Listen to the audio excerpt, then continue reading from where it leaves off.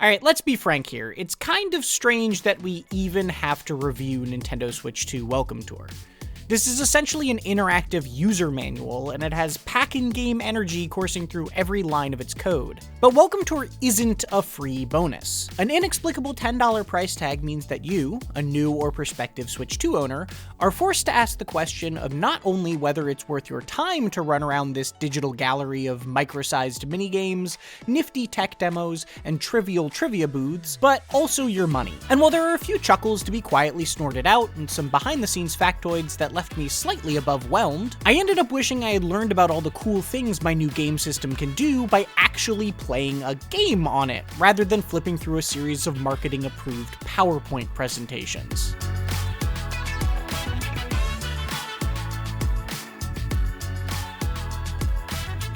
A lot of care and attention has clearly gone into making Welcome Tour the nicest brochure it can be.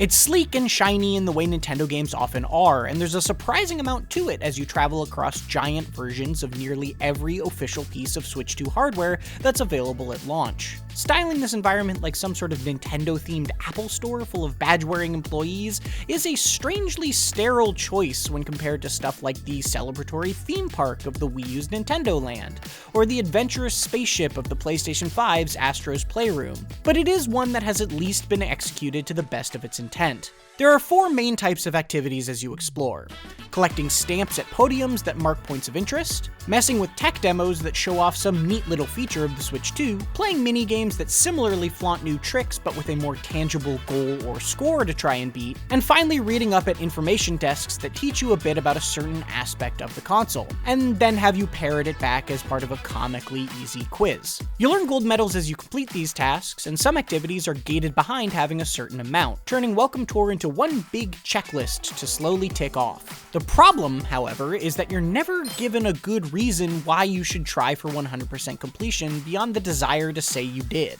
Apart from the joy of learning, the chase is the entire pitch here, because Welcome Tour is mostly just busy work outside of the minigames. The stamp collecting is the best example of this, as you can't even go to the next area until you've found all of the stamp podiums in the current one. Annoyingly, these podiums are invisible until you approach them, and stumbling upon one for something like the little rubber nubs a Joy-Con would rest on in the grip accessory isn't exactly riveting stuff. It wasn't uncommon for me to spend the last minute or so of each area aimlessly sweeping the level for the one invisible podium I'd missed before I could move on.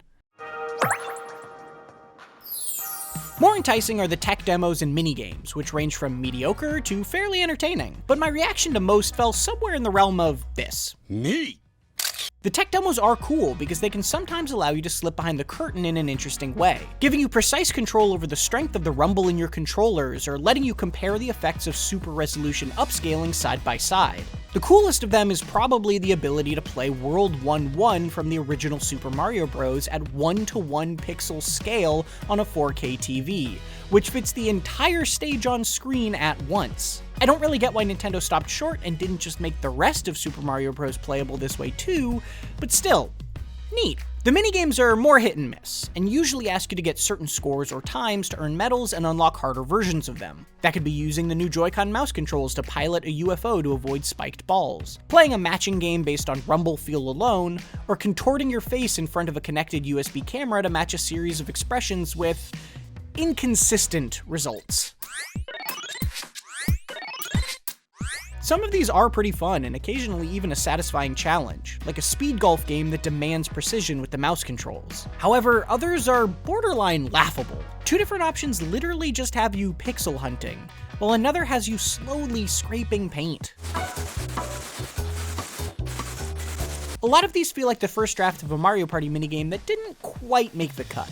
Entertaining for a second, or a cute way to show off a new thing the Switch 2 can do, but instantly forgettable in how thin they are. Again, this is one big tech demo in a shiny package, so it makes sense that we aren't getting a WarioWare level of finished quality here or whatever. But demos are traditionally a free thing meant to convince you to buy something larger. Selling Welcome Tour on its own sets expectations it just never tries to live up to.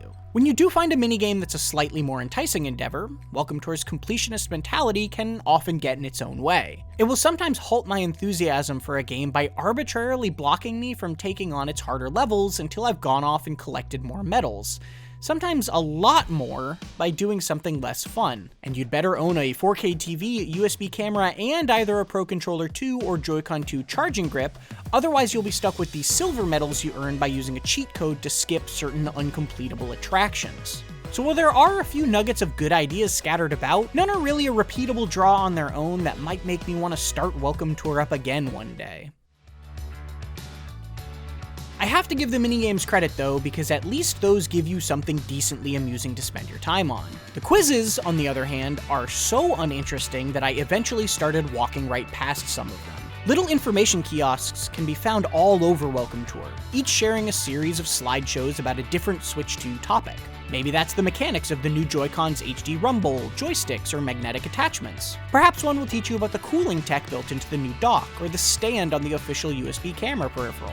No matter the subject, you can read up on each and then take a brief, pointlessly easy quiz on what you just read for no other reason than to get a checkmark and say you did. It's roughly equivalent to paying money to do a second grader's homework for them. I can't say it's all tedious, because occasionally you will get an interesting bit of insight into how a specific piece of the Switch 2 functions, or why something was designed a certain way. Seeing how HD Rumble physically works is actually very cool, and so is learning that just one of the rubber feet on the dock has a little plastic section so it stays put when you want it to, but is also more likely to slide rather than fall if a cable is tugged.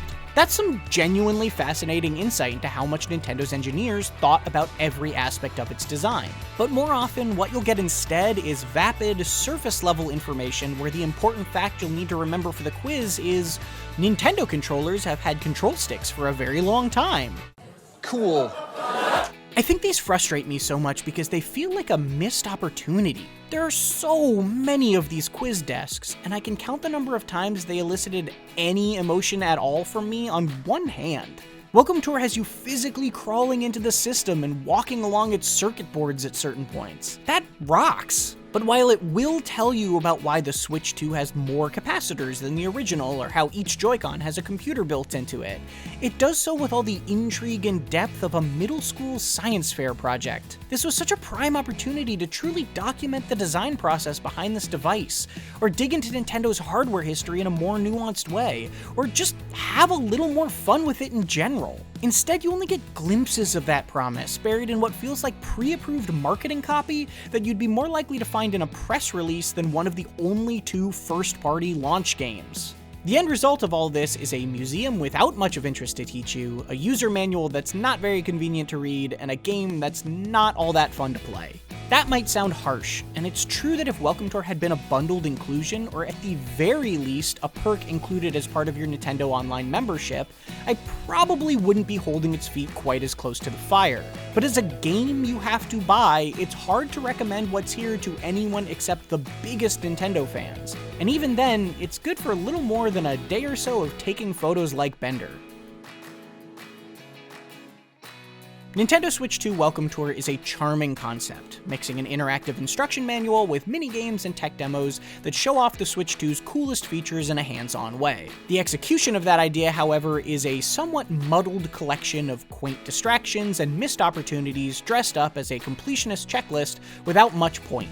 This digital showroom is littered with dry, informational slideshows that only occasionally feel like they're actually allowed to share something interesting. And while the minigames can be briefly amusing, it was almost never in a way that made me excited to push my high scores or check every single box. Tie that up in a world that's cute to look at but obnoxious to progress through, and you've got a Switch 2 showcase that I certainly had fun with at times, but left me wishing I had just been exploring my new console with an actual game instead. It's not worth your money, and even if it were the free pack-in it feels like it was always meant to be, it would only barely be worth your time.